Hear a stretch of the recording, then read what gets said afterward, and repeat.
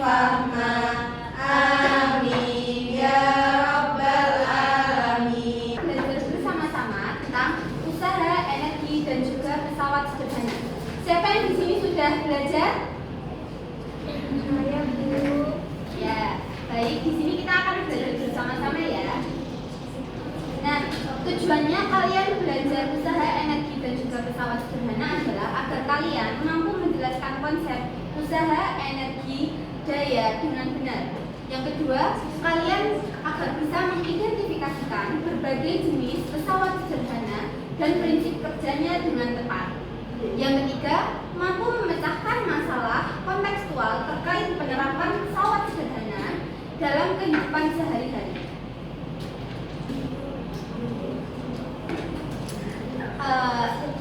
Untuk konsep pertama yaitu usaha dan daya. Nah, siapa yang tahu di sini apa itu usaha? Nah, usaha itu adalah energi untuk menggerakkan atau memindahkan suatu benda. Nah, bagaimana cara kerjanya? Nah, cara kerjanya yaitu ketika F adalah daya dengan sedangkan daya itu sendiri yaitu seberapa cepat energi tersebut, seberapa cepat benda tersebut bergerak. Yang kedua, konsep energi. Nah, konsep energi itu sendiri yaitu kemampuan melakukan usaha. Seperti tadi, yang usahakan suatu energi untuk memindahkan suatu benda. Sedangkan energi itu sendiri kemampuan di mana harus dilakukan kepada usaha tersebut agar benda bisa berpindah. Nah, ada energi potensial dan juga energi kinetik. Energi potensial itu sendiri adalah energi yang dimiliki benda terlihat dari posisinya. Sedangkan energi kinetik yaitu fokus pada perubahan energi. Nah, seperti bandul berayun. Untuk mempermudah pekerjaan manusia agar tidak terlalu berat dan juga meminimalisir daya yang diberikan. Nah, ada 4 jenis pesawat sederhana yaitu seperti tuas, katrol, bidang miring, roda berporos. Apakah ada yang sudah pernah mengetahui benda tersebut? Belum ya.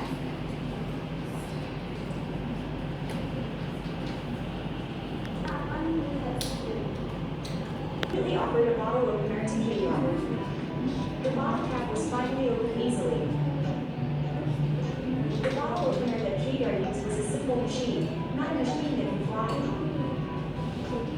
A simple machine is a tool that can make our work easier and help us. It will be connected by an axle so that both can rotate together. An axle serves to increase the speed and force of an object. We can find axles in bicycle gears, motorcycle gears, wheelchairs, and roller skates. The second type of simple machine is an inclined plane. We can find inclined planes in knives, axes, and screws. Inclined planes can also be used to move objects to the truck using the board as an inclined plane. Wood has a weight of W. The force required to push the wood is F. The length of the board is S, while the height of the board is H. The relationship between these quantities can be written in the following formula. Mechanical advantage, or Kn, equals with F. Equal force that must be exerted becomes smaller. The third type of simple machine is a pulley. A pulley is a wheel around which a rope or chain can pass. There are 3 types of pulleys themselves, namely fixed pulleys, free pulleys, and compound pulleys. A fixed pulley is a pulley whose position is always fixed. Fixed pulleys are used in water wells and flagpoles. Fixed pulleys have a mechanical advantage equal to 1. This means that the power force or F required is the same as the load force or W. So, how does a fixed pulley make our work easier? The way is by changing the direction of the force. For example, if we pull the pulley rope down, the load at the other end of the rope will rise up. A free pulley is a pulley that can move. Usually free pulleys are used to lift containers on docks. The mechanical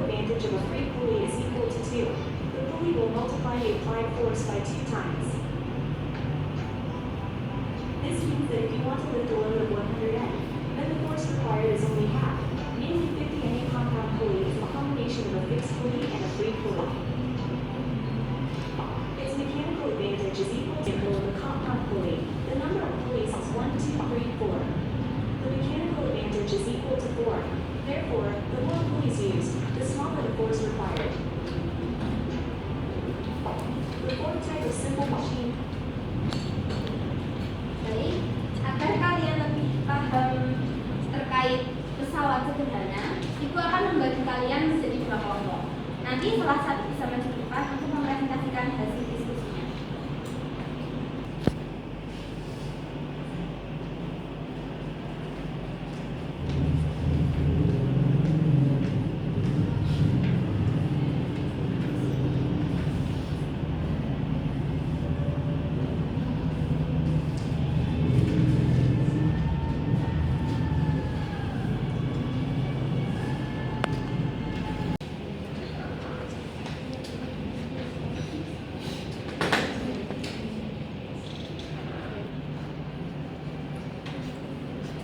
Ya. Baik, Bu.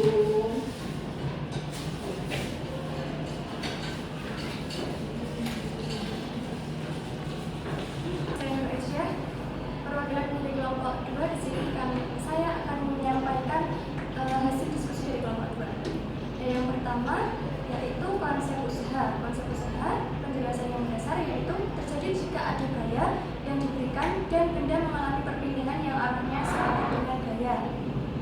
Terus untuk contoh konkretnya yaitu mendorong kursi dan kursi berpindah atau mengangkat beban ke atas. Pada soal yang kedua, jenis alat yaitu tangga. Jadi, cara memberi keuntungan mekanis yaitu mengurangi gaya yang diperlukan untuk mencapai ketinggian dengan menukar gaya dengan jarak tempuh yang lebih panjang.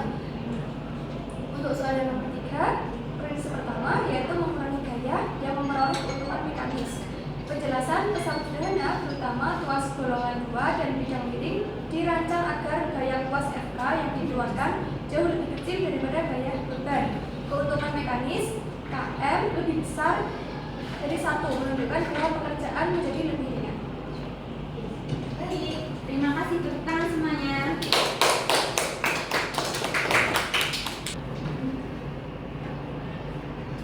Nomor 1 kira-kira apa jawabannya? C. Untuk nomor 2 C. Sekali ya. Nah, kita bisa bersama-sama untuk membaca kesimpulan pembelajaran siang hari ini. Untuk mengatasi pekerjaan berat, kita menggunakan pesawat sederhana. Prinsip utamanya adalah memperoleh keuntungan mekanis, yaitu kemampuan untuk melakukan usaha yang sama dengan mengeluarkan gaya yang lebih kecil. Ini dicapai dengan menukar gaya yang besar dengan jarak yang lebih panjang, sesuai dengan prinsip ahli hubungan usaha dan keuntungan mekanis. Kita dapat memilih pesawat sederhana yang paling efektif, baik itu tuas, katrol, bidang miring maupun roda berporos untuk mempermudah pekerjaan sehari-hari. Nah, tepuk tangan untuk kita hari ini. Baik, Ibu tutup pembelajaran pada pagi hari ini. Bila ada kesalahan mohon maaf. Wabillahi taufiq wal hidayah.